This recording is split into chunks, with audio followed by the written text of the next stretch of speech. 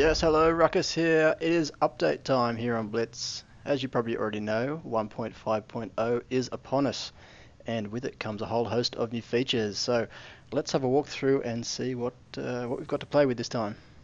The big ticket items are, of course, the introduction of the British medium line, 10 new vehicles from tiers 1 through to 10, a bunch of new crew skills to spend all that free XP you've been accumulating on, and a new map, Winter Malinovka. On top of that, there's been some big buffs to the German line, a whole bunch of very welcome user interface changes, some stability fixes, graphical improvements, and some sound improvements too. But let's kick things off with the inclusion of the British line. To start with, we've only got the mediums. It's 10 new tanks from the Tier 1, the Vickers Medium Mark 1, all the way up to the FV4202 at Tier 10.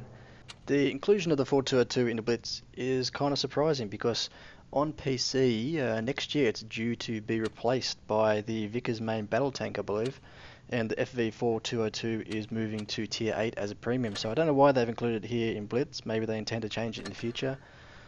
I don't know why they would though, it seems like a mess around for no reason, but yeah, anyway, here it is. I'm looking forward to playing it regardless, even though on PC it wasn't very popular. The Centurion Mark 1 at Tier 8 and the Centurion Mark 7/1 at Tier 9 were far more popular as tanks, as medium tanks on PC, so really looking forward to getting into those ones. Up next is the introduction of the crew skills system. When you first open up the game after the update, it demands that you distribute all of your accumulated XP into the new perks.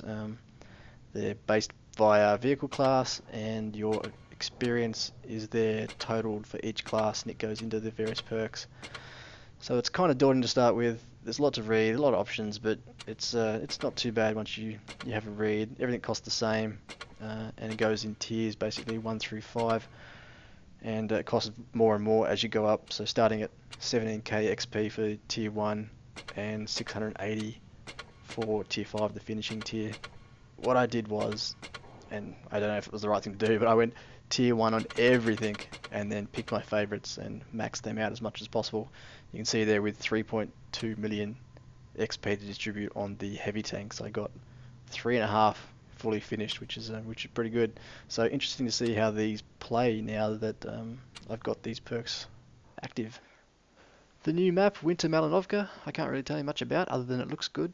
I'll get some gameplay footage up of that when I finally get around to playing it. And here we've got a very hastily prepared graphical representation of the changes to the German line. Green is a buff, red is a nerf, and you can see from the top 3 rows that generally mobility has increased, except for the Panther 2 and the Jag Tiger. Weights are down for the vehicles that have changed. Top speed is up, some vehicles significantly so, like 25% increase. Hull traverse is up. Crossing capacity, if crossing capacity is the same as terrain resistivity on PC, then they've all received a nerf. Crossing capacity value has increased, and I may be wrong on this, I assume that means that for soft terrain or medium terrain, hard terrain, the vehicles perform worse over it, even though their top speed hasn't been increased. I may be wrong. If I am, point it out to me. But that's the way I interpret this. Top speed increase, mobility increase, but over certain ground, slower. Gun elevations, the Tigers are down, the Panthers are up. Gun depression, the Tigers are up, and so are the Panthers. Rate of fire, Tiger 1, you can see has received a lot of buffs, so it's probably a strong vehicle at the moment.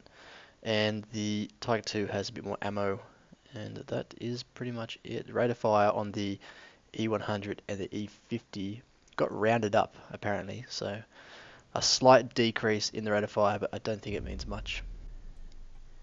And now, as we launch into a game in the world's ugliest Tier 1 vehicle, the Vickers Mark 1 Medium, the only medium at Tier 1 in the game, I'll just go through the user interface changes.